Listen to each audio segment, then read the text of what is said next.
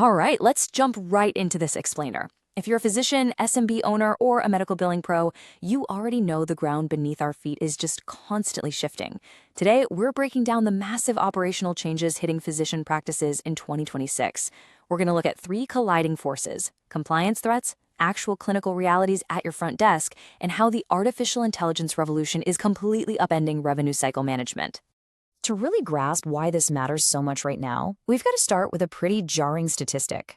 In fiscal year 2025, the federal government recouped a record-shattering $6.8 billion in False Claims Act recoveries. And here's the absolute kicker: healthcare cases made up 84% of that entire amount. That tells us medical billing is literally the government's top enforcement target right now.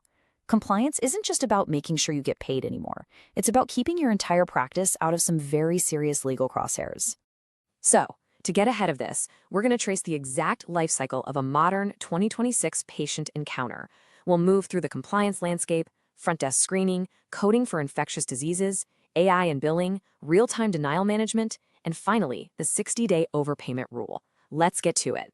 Starting off with Section 1, the 2026 compliance landscape and protecting your revenue cycle. What's truly wild about the government's aggressive enforcement is how much of it is driven by whistleblowers. Under the False Claims Act, whistleblower suits hit a record 1,297 filings, driving over $5.3 billion of those recoveries. This proves that having rock-solid internal compliance training is a crucial survival metric, mostly because these suits usually come from your own current or former employees. But the pressure is coming from all sides. The anti-kickback statute has strict new rules on discount arrangements. Stark Law just updated its 2026 designated health services codes, which creates some serious liability traps. HIPAA literally chopped the medical record access timeline in half, going from 30 days down to just 15. And under the No Surprises Act, providers now have to rely on HHS for dispute enforcement since the Supreme Court passed on reviewing private enforcement. It's an incredibly dense, dangerous regulatory web right now. Moving to Section 2. Front desk screening and clinical realities at intake. Because when you shift from the macro regulations to your actual waiting room, your front desk is your first line of defense. And that brings up a massive question. When you're trying to balance the No Surprises Act with emerging global health crises, who is actually on the hook when the government steps in and mandates a quarantine?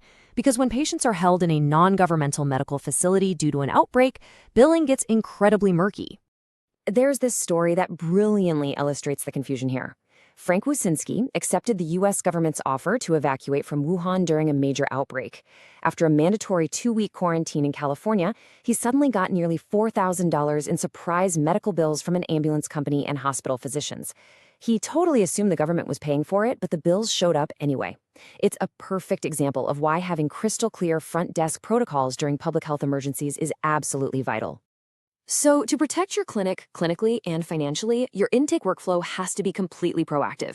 You literally need to ask every single patient, have you traveled outside the U.S. in the last 21 days? Right now, this is absolutely critical, due to the Ebola outbreak in the DRC and Uganda. U.S. officials even invoked Title 42 to bar non-U.S. travelers from those regions because this specific Bundi-Bujo strain is highly transmissible via bodily fluids. Your front desk staff has to know exactly how to instantly isolate a high-risk patient the second their travel history raises a red flag.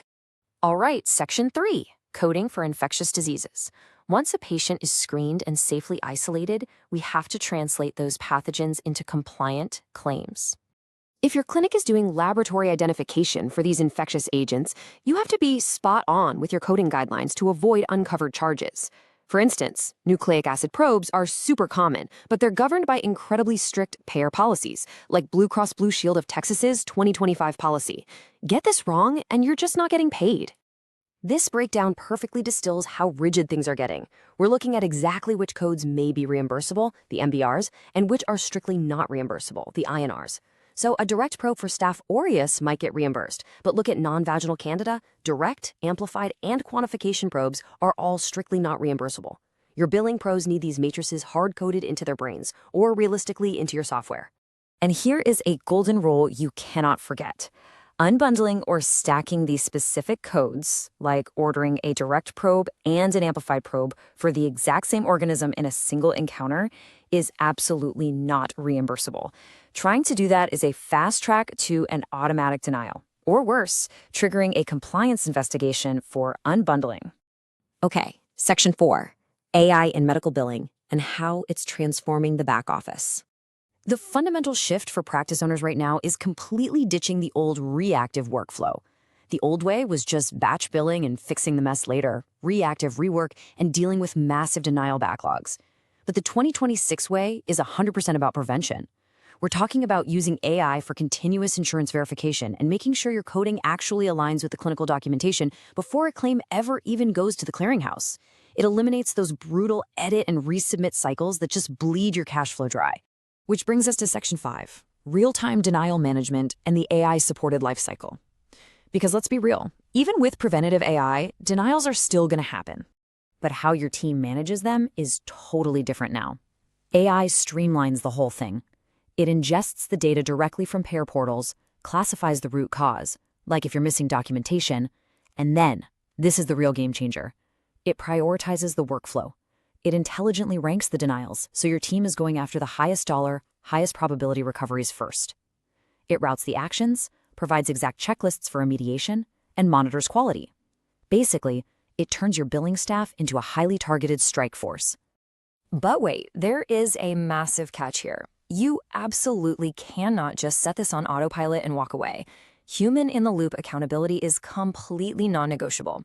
The AI is there to support the workflow, but HIPAA compliance and clinical defensibility mean your human experts are still entirely accountable for any edits or appeal submissions. The AI doesn't fabricate clinical content, it just guides your team toward a clean compliance submission. Finally, Section 6, the 60-day overpayment rule. Let's talk about what happens when you actually get paid too much by Medicare or Medicaid. You have got to memorize this timeline. Under the updated ACA rules, day 0 is when you identify a potential overpayment. From there, you have up to 180 days to run a good faith internal investigation. But the second that investigation wraps up, a very strict 60-day clock starts ticking. You have exactly 60 days to report and return those funds. If you miss that window, you are staring down the barrel of a reverse false claims liability, which opens you right back up to those massive financial penalties we talked about at the very beginning.